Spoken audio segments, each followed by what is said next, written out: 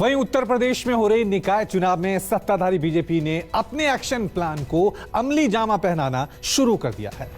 एक तरफ बीजेपी के बड़े नेताओं के ताबड़तोड़ दौरे शुरू हो गए हैं, दूसरी तरफ विवादित चेहरे से दूरी बनाई जा रही है। मतलब साफ है, अपनी क्लीन छवि से निकाय चुनाव में क्लीन स्वीप का जोर लगाया जा रहा है।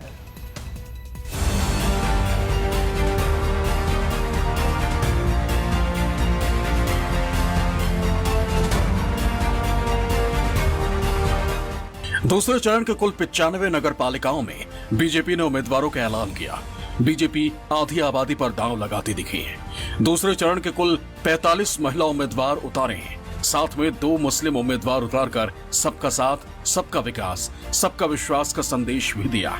2024 के सेमीफाइनल में बाजी हाथ से फिसल ना जाए, इसके लिए पार्टी ने बड़े नेताओं को मैदान में उतारने का प्लान किया है। सीएम योगी आदित्यनाथ खुद प्रदेश के 75 जनपदों में 75 जनसभा को संबोधित करेंगे। पार्टी दावा कर रही है कि पिछली बार की तरह इस बार भी पार्टी जीत का परचम लहराएगी। भारतीय जनता पार्टी हर चुनावों को पूरी गंभीरता के साथ, पूरी परिश्रम के साथ, पूरी योजना बना करके लड़ने का काम करती है।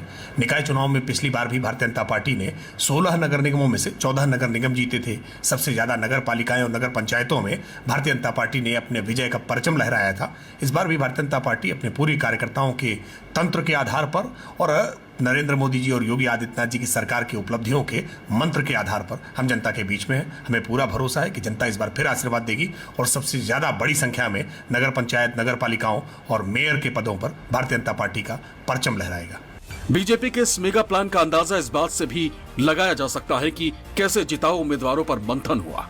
अयोध्या जैसे हॉट सीट से वर्तमान मेयर ऋषिकेश उपाध्याय का टिकट काट दिया गया, क्योंकि उन पर श्री राम जन्मभूमि मंदिर के लिए जमीन खरीद घोटाले का आरोप लगा था। यहाँ पार्टी ने तिवारी मंदिर के महंत गिरीशपति त्रिपाठी को उम्मीदवार बनाया। साल 2017 में त्रिपाठी कांग्रेस छोड़कर बीजेपी में शामिल हुए थे। यही नहीं, शाहजहांपुर से बीजेपी ने अर्चना वर्मा को बीजेपी में शामिल करवाकर सबको हैरत में डाल दिया। यहाँ अर्चना सपा उम्मीदवार थी, यानी जिताऊ उम्मीदवार ही चाहिए। अब सपा का कहना है कि बीजेपी के झूठ से जनता ऊबी है। बीजेपी के पास ना तो जमीन पे कार्यकर्ता हैं और ना ही अच्छे प्रत्याशी। योगी जी किसका प्रचार करने जाएंगे? पूरी कैबिनेट किसका प्रचार करने जाएगी?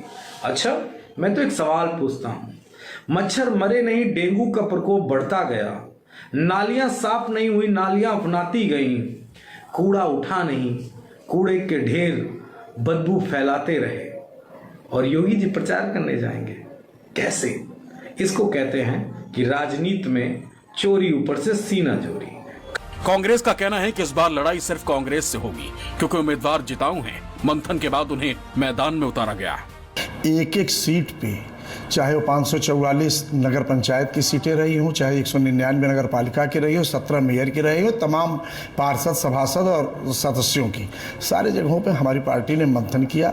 बीजेपी अपने टिकट के लिए मंथन कर रही होगी, उनकी पार्टी का मामला, उसमें हम क्या कर सकते हैं? हम इतना जानते हैं कि हमारे जहाँ जहाँ भी मेयर से लेकर नगर पालिका अध्यक्ष और नगर पंचायत अध्यक्ष के जहाँ जहाँ भी हमने टिकट दिए हैं, जिसको भी हमने उम्मीदवार बनाया है, वह बीजेपी से हर जगह हमारे भारी है उम्मीदवार, समाजवादी पार्टी से भारी हैं हमारे उम्मीदवार। उधर मायावती ने दूसरे चरण के महापौरों की लिस्ट जारी की, जिसमें 7 में से 5 मुस्लिम उम्मीदवारों को मैदान में उतारा है।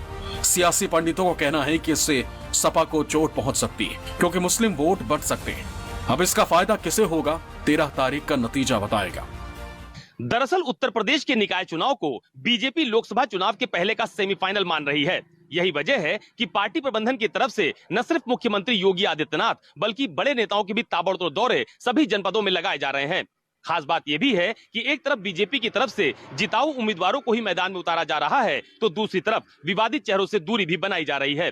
कैमरा पर्सन सचिन सैनी के साथ अशोक तिवारी, लखनऊ, न्यूज़ 24।